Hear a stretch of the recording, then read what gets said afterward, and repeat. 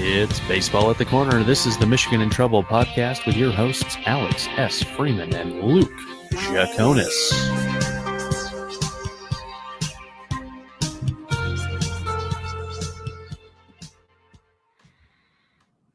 Good afternoon, Luke, and happy Hamil Day for those of you in the theater community. Hamilton has dropped, and that's what we're here to talk about. We're here to talk about the drop of Hamilton. No, we are here to talk about because pitchers and catchers have reported and are actively working out on the field right now, and that is a thrilling sign that we have not had a chance to look at for a very long time. How you feeling today with pitchers and catchers reporting, Luke?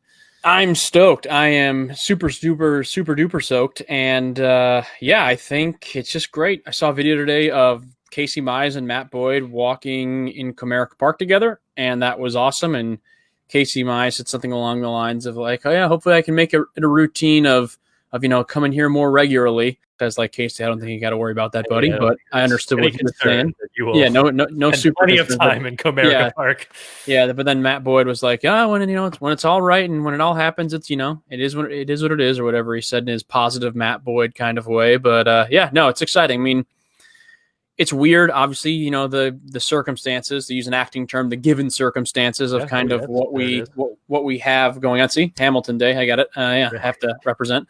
It's weird what's happening, obviously, but it's it's going to be cool. I'm excited. And there's just, I don't know, it's just ever since the season's been announced, I just feel more, I guess, hopeful and optimistic. And just in general, I'm excited because baseball is what I love. And to me, it is like a tradition of the summer. And let's call it how it is. This has been a pretty weird and obscure summer up to this point. So maybe this will kind of get us back in the right direction of normalcy.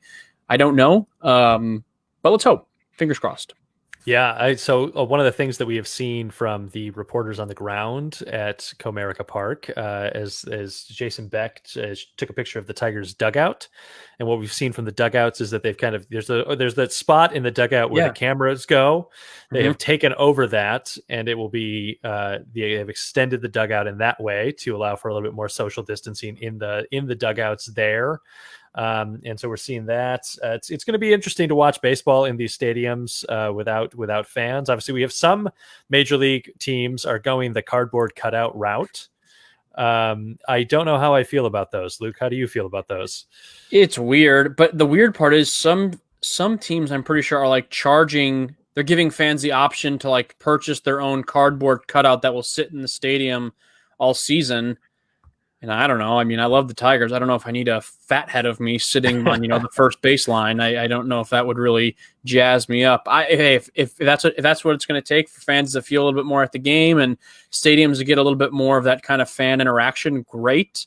I'd almost like to be a player, and you walk out of walk for your first at bat, and it's just a bunch of cardboard cutouts like you're at a movie theater, just chilling in the seats, and it's like, all right, this is weird. This is a weird experience. Yeah, that would definitely be very, very strange. So, we had pitchers and catchers mostly today, but one thing we also got to see, and we've read a couple of reports coming out in the past couple days about Miggy taking batting practice, but we got to see Miggy hit some balls in Comerica Park today.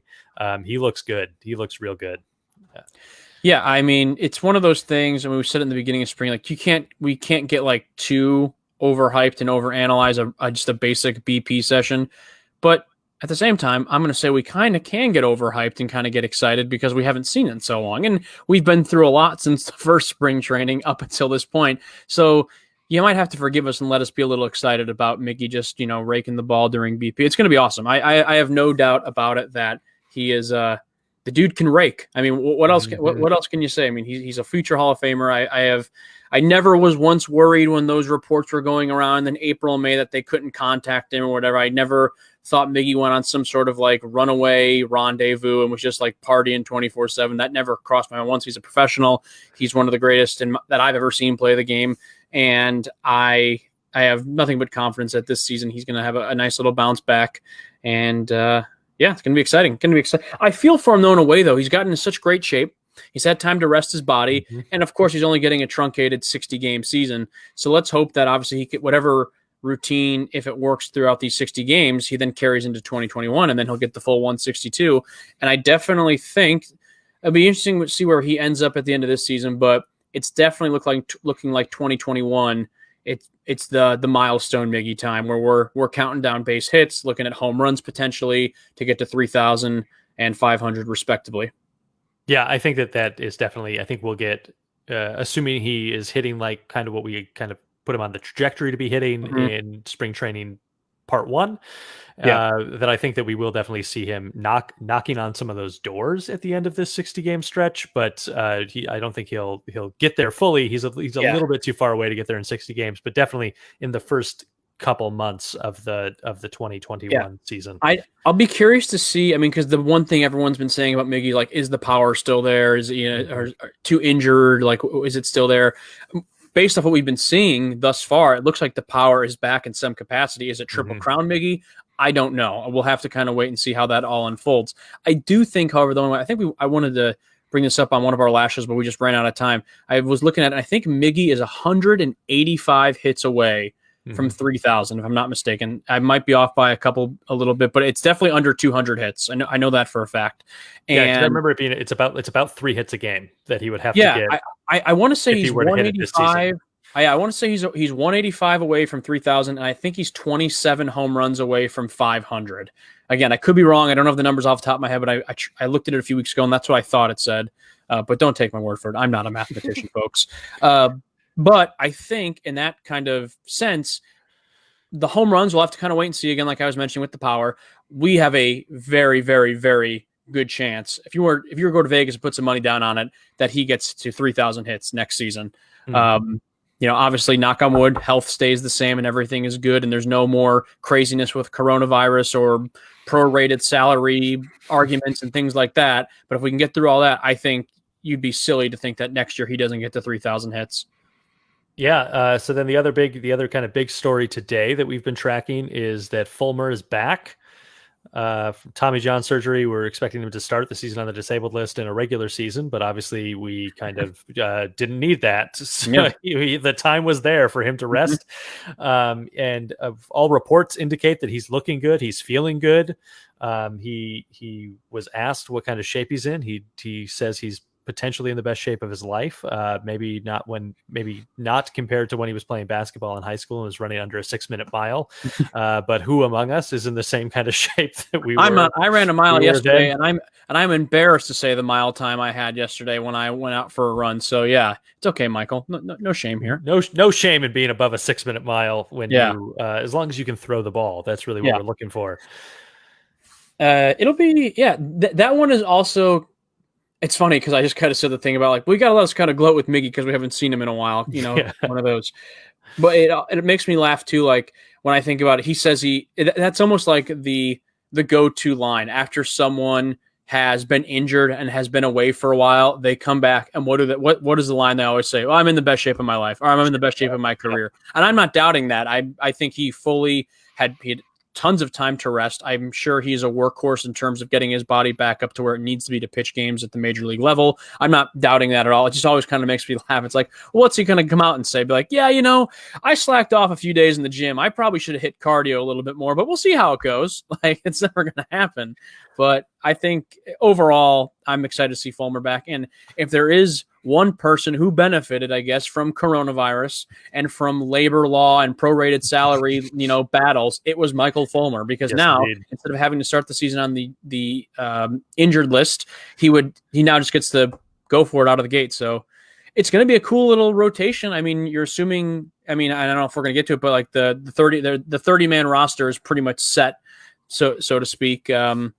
So we're going to have guys like Fulmer and Boyd back in the rotation, Daniel Norris, Spencer Turnbull, Ivan Nova, and Jordan Zimmerman.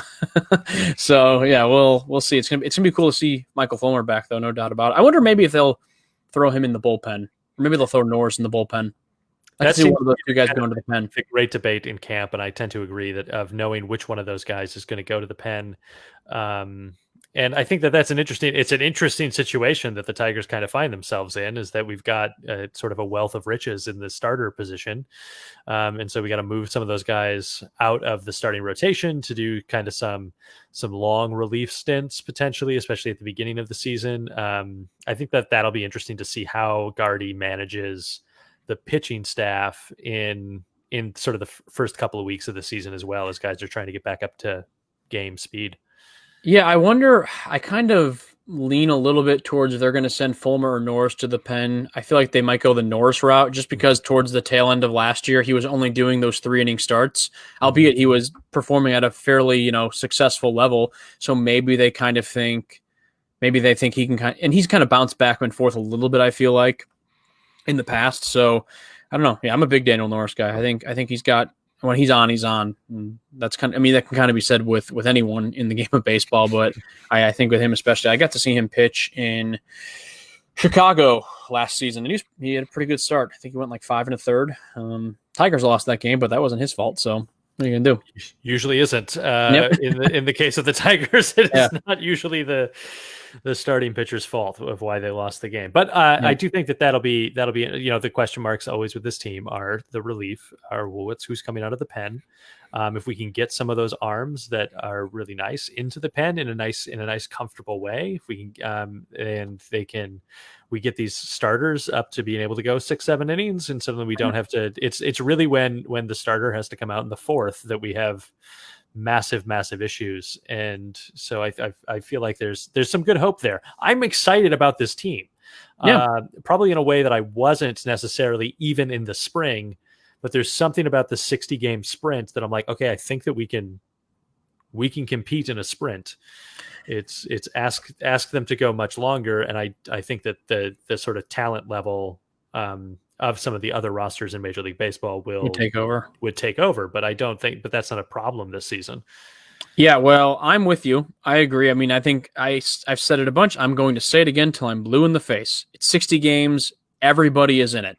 You're in it until you're out of it. Honestly, I mean, it doesn't matter if you're the Astros or the Orioles. You have a chance. It's 60 games. It's unprecedented. We've never seen anything like this before. Who knows? The great teams might fold. The crappier teams might rise to the occasion. We just don't know. I'll tell you this, though. I'll tell you who doesn't think we can do it is the MLB, because they released their power rankings yesterday, and we're dead last. I disagree. And I would like to, whoever made those power rankings, I would like to have a word with them at the end of the season after we have gone 58-2 and say, haha, I told you. Speaking of that, did you see that the Toledo Mud Hens are selling champion T-shirts? I did not know. Undefeated season champion T-shirts for 2020. Awesome. The only thing I wish that they were just my one critique of the undefeated season T-shirt from the Toledo Mud Hens is that it does declare them the league champion, and sure, I guess in the sense that all of you have split the league championship, but I would rather it had just been an undefeated season T-shirt instead of taking that extra step, because now I'd be like, well, that didn't happen. Yeah, that's true. No, I didn't say I'll have to look that up. I will have to look that up. That sounds interesting. Because also, earlier this week we did have the official cancellation of the minor league baseball season. I don't think there was anybody that was surprised that was the ultimate result. And sort of what we had said sort of all along the way is that that announcement was going to come shortly after Major League Baseball had figured out what they were actually doing. Yeah. And then the minor league baseball would take that next step. We do have, and just sort of a bit of a preview now, a reminder to everybody, we will not have a new episode on Monday.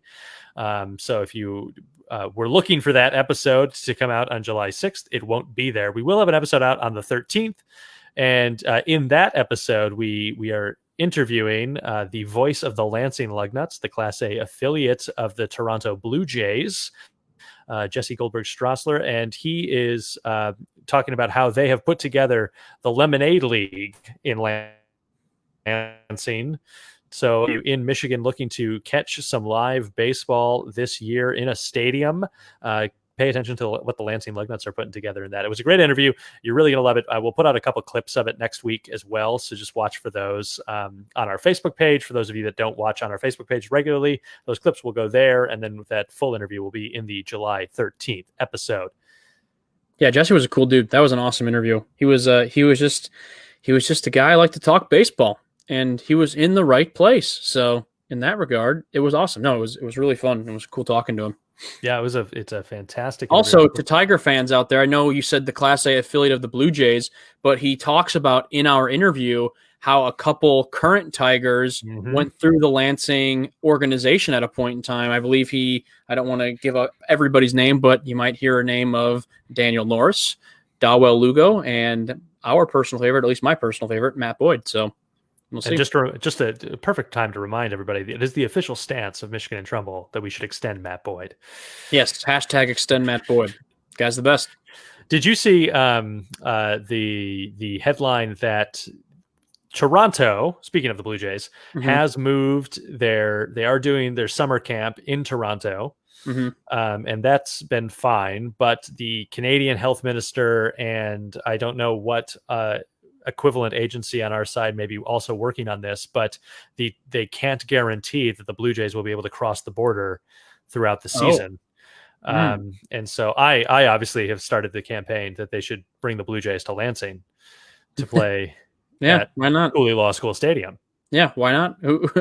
Hey, as long as they don't go to like Florida, Texas, or Alabama or Georgia, anywhere else is better. I'm so curious how that's going to work for teams now like the Marlins, the Rays, the Braves, the Rangers, the Stros.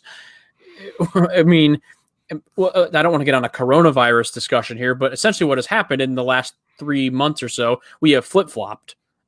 In April, we couldn't go out and do stuff, and they could, and now the shoe is on the other foot, and it's just a mess. So I don't know how that's all going to work for those teams, but I wish everyone good health and safety, and I hope they can figure it out.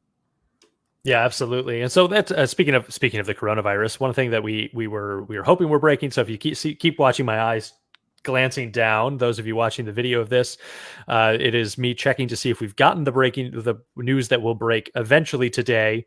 We're expecting the result of the number of positive intake tests of Major League Baseball players, and that'll be a telling number in how many cases there are currently in Major League Baseball, and sort of what the players' reaction are to that, and also GMs and coaches, how they feel once they know the number of guys that have tested positive coming into the league. I don't know that we're expecting to see anything so high that it would instantly shut things down, but certainly we could see some high numbers, and maybe that would cause some rethinks. I hope not. I hope that they've done their due diligence to kind of figure out the likelihood of where things are going to stand. But it'll be an interesting story that we will keep tracking as we go. So if this doesn't break before we go off the air here, that is definitely one of the things that we're tracking as well, and the thing to watch for coming out in the next day or so. Yeah, it will. I'll be curious to see. I'm with you. I don't think there's like some unless every single person tests positive. I don't think right now there's a number that automatically they say, all right, shut it down. We're not doing it. I don't foresee that. And let's hope that before all these players got back to their stadiums, they were taking some precautions in terms of quarantining. Maybe, they were like, hey, I got to get back to the stadium, in a week. Maybe this week I just stay in and work out from home, or I just go for runs and bike rides. And I don't know. We'll have to wait and see. Also, Alex, don't lie to the people. You're not looking to see if there's any updates on the coronavirus number. You're watching Hamilton on Disney+. Just on a constant loop over here. Do not lie to our loyal listeners and viewers. You are a fan, and you're watching Disney+ right now. You got that Hamilton drop. This has nothing to do with baseball. I've never seen Hamilton. Never saw the show, and I don't even think I've ever listened to the full soundtrack. This evening will be my first full viewing of Hamilton. I have seen a few clips. My wife has seen the show, but yeah, we're gonna kind of do the whole. Started at like 7:30, and we'll have had dinner beforehand, and then we'll It's a rather long show. Am I correct on that? It's almost 3 hours. It's about 2:40 is the runtime on that. Yeah, it's a long show, but it's a fantastic smash hit comedy. Smash hit of a show. Great rap. I'll be watching Armageddon tomorrow to commemorate the 4th of July, because that is a tradition in the Luke Jaconas household. No one else participates, only me. But I'm the only party that I need, folks. I do like I'm not an Armageddon person, but and we texted about this a little bit last night, but I love Independence Day, the film. And I discovered a Twitter account that is tweeting the film as though as in commemoration of the events of Independence Day 1996, minute by minute as it unfolded. And I've really been enjoying that the past day or so. Yeah. I even turned on the notifications on my cell phone so I can make sure that I'm following along the story, which is great because this year, just looking at kind of what the plans are, I don't think I was going to get a viewing in of Independence Day, but I'm sort of reliving the film in a new way, which has been fun. As long as they don't start live tweeting Independence Day Resurgence, that horrific sequel they made, I believe in 2016. Ugh, that thing was garbage. But I tend to I pretend like the movie Independence doesn't Day. exist. Yeah, I like Independence Day. It's a solid 90s summer movie. Mhm. The reason why I will admit, if you're like, why you're watching Armageddon on the 4th of July, there's not really like, you should be watching Independence Day or something like. To me, there's nothing more like hoorah, go America than a bunch of oil drillers going into space to beat the crap out of an asteroid. And then you have the background music by Aerosmith. I don't want to miss a thing. Hello, sign me up. Let's do this thing. I did remember dancing with my first girlfriend at a middle school dance to I Don't Want to Miss a Thing. Nice. It's a solid memory. Nice. But yeah, I mean, well, okay. So Independence Day outside of sports movies, Yeah.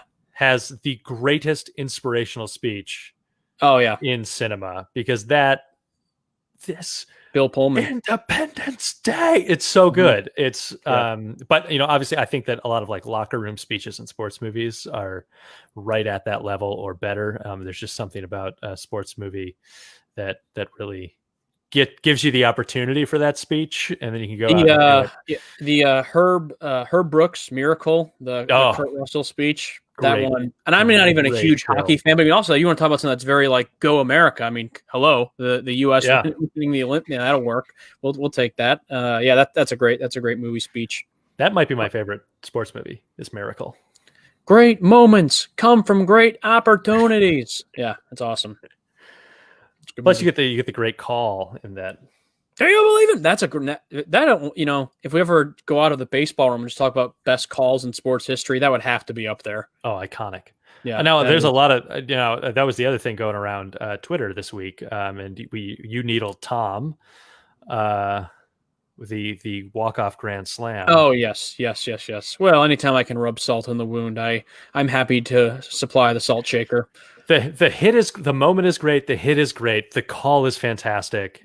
That is just all around what I love. Like that is what I love. Love are you talking baseball. Are you talking about the Mags one or the Rajay Davis one that I'm talking about Rajay Davis. Yeah. Oh, okay. See, I think the Ordonez one. I mean, obviously, it's the more iconic home run of the two. But that's a great call, I think, as well. Yeah. Also the Tigers march to the World Series. Yeah, that's a great one. I still love. We were talking about it, and we had one of our earlier episodes. We had the intro was the call of Rod and Mario when Jackson throws out the runner at home plate. But I'm telling you, one of the not only the most underrated plays in baseball that I've seen in recent years, a little bit more than recent years now, going back 10 years, but also a great call is that Austin Jackson catch to make the first out in the top of the ninth inning for Galarraga's perfect game. First of all, it's a spectacular catch, shades of Willie Mays, Jim Edmonds, whoever you want to say, the over the shoulder, but the call is just fantastic. That's the thing. That's the thing too. That the other person who gets robbed in the Galarraga saga is Jackson, because I feel like we remember more of that play, if not for what happened 2 plays later. Well, yeah, I mean, you kind of look at it when Mark Burley threw his, was it a perfect game or no hitter? I can't remember, but Dwayne Wise made that catch at the wall where he kind of bobbles it and he falls down. If Burley loses that, whatever it was, perfect game or whatever, no one's going to remember that catch. Yeah, exactly. Yeah, it's just going to be another, like, it was a and great that's what catch. happened with Galarraga. He lost it, but not on his own accord. We've gotten to that before, but yeah. And so you are right. Not only was Galarraga robbed, but Austin Jackson robbed that's an awesome catch. I remember watching that game live, and when he made that catch, I was certain that I was going to see a perfect game. Yeah. I was like, this is it. Like there's literally nothing can go wrong here.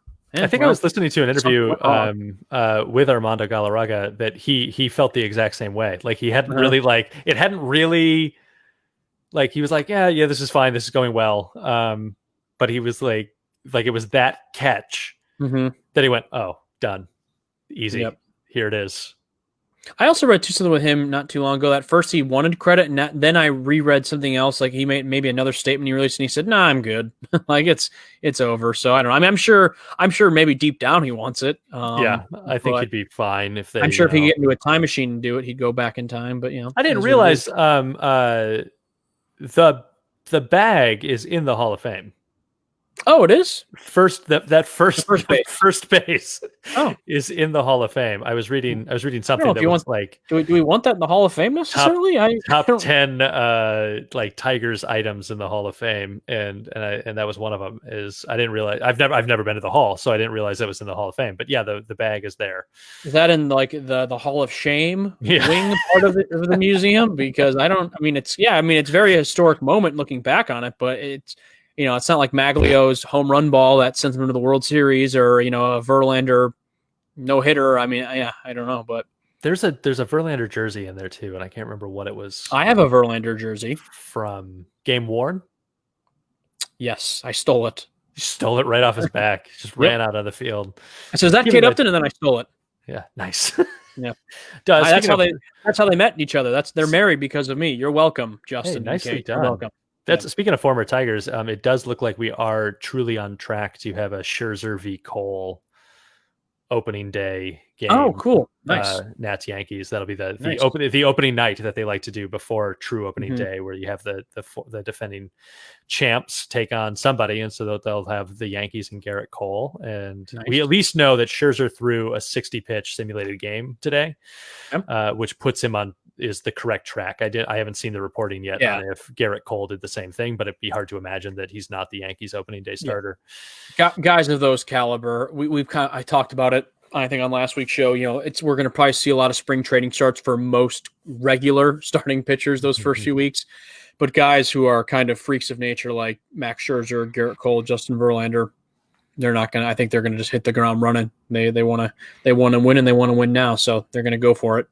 Exactly. And the Tigers did also release 27 minor leaguers today, just sort of in that sort of normal course of business that would have happened at the end of spring training last time, but obviously was not ready to start. And so as we got the new signings, the undrafted free agents and other free agent signings, we got those guys released alongside Alex Wilson, who obviously was released almost a week ago at this point. Yep, I saw that. Yep. Yeah, it's just it's part of it. Never fun, but it can be a cruel sport from time to time. So exactly, baseball is back though, and that is exciting. I'm excited to have reports out of spring training to be reading again. Are there any storylines that we haven't talked about, Luke, that you're particularly interested in looking at? No, it's just pretty much everything that we've been talking for weeks on. We're curious to see how the up and comers, where they're going to fall in. It looks like they're definitely going to the taxi squad. So, they're kind of future. I guess, did we ever officially announce that the Tigers, did we talk about on last week's episode that they officially signed Torkelson? No, I don't think we got that in. I know it was just pretty recent, but it's not like we're surprised by it. We knew the deal was coming, but, yeah, so that's cool. Spence is officially a Tiger, and the team is just on paper, looks very, very good for the future. And we get that full team kind of workout is Monday, I think, is when they all kind of show up there. But yeah, we've got them all. They're all in camp. We've got Torque is in camp. Dylan Dingler's in camp. So we get Dingler, Jake Rogers. Those are the two kind of. It'll be interesting to see what they do with Jake Rogers this year, how they play that. If he is up in Detroit, if he's down on the taxi squad. Because we've been talking about it a lot. There's kind of a clog at the catcher's spot. You got Romine. I'm assuming he's going to be the starter. Then Grayson Griner, and then then you have Dylan Dingler, Jake Rogers. So we'll kind of have to wait and see, but. I hope they can get him in somewhere so he can kind of just keep growing and developing. So we'll see. Yeah. So teams are allowed to have one catcher from the taxi squad with them at games. And so that's the spot that I think is going to be Jake Rogers. Yeah. Outside of the guy who's, I think that he's the one who, I think that he's catching in the bullpen. I think that's who is, and that seems like a fine, like he's going to be catching Major League Baseball pitches in that spot, and then maybe we can slide him into some games in that way pretty easily. Yeah, I mean, that'll be interesting. The catcher spot is an interesting one in terms of watching what decisions are to be made. Yeah, that and third base will be interesting because you've got Jamer, Dawel, Lugo could put over there. Paredes is kind of lurking. Also, maybe Spencer Torkelson is our baseman. I don't know. Left field a little interesting too. I want to, you and I are big of our guy Kristen Stewart. He's the man, so we want to see him kind of get his fair shake. And it'll be interesting. It'll be interesting to see. Right field too. Yeah, I'm kind of confused. Not confused. Wondering what's going to happen with right field because you've got Victor Reyes put out there, Travis Demeritte, Nico Goodrum's probably going to go to the second base spot. So I think they're going to, at least because the plan before all the no, he won't go to second because Nico's going to go short probably because Scope's at second. Sorry, it's been. I'm not going to lie, and this is no disrespect. I sometimes forget we have Jonathan Scope on the team. He's like I know we got CJ Crone, I know we got Romine, we got Cameron Maben too, so he's probably going to go to right field. God, I'm forgetting all these guys who just we signed to these 1-year deals in January. Mm-hmm. It's been so long since we've been talking baseball, they've kind of slipped from my mind. But yeah, so you'd imagine Maben's going to go to right, Jacoby in center, probably Stewart in left, and then Demeritte, Victor Reyes. They'll try to, I don't know, get him playing time when they can. Harold Castro, too, who actually was like the one bright spot of 2019. Hopefully he can kind of keep getting some playing time. So, yeah. And then, of course, Miggy. I'm calling it now. Miggy's going to hit 400, 97 home runs, 429 RBIs in 60 games. You heard it here first, folks. That would certainly be good enough for the Triple Crown. Yeah, and he would hopefully that means he would break all his milestones. He'd get to 3,500. So let's hope. Absolutely. All right. Well, as we said again, there will not be a full episode on Monday, so don't look for one. But we will be back next week with some clips from our interview about the Lemonade League, and then we will be back in full on the 13th with another full episode. So we will be tracking all of this spring training, and also we'll come live to you on Facebook if something big breaks, and we will be here to talk about it as we get ready for the 2020 Corona shortened season. But it'll be a good one. It'll be fun for us as Tigers fans. Yeah, I'm excited. And go baseball. Everyone have a good, happy 4th of July weekend. Be safe. And go Tigers. All right. I'll talk to you soon, Luke. See you, buddy.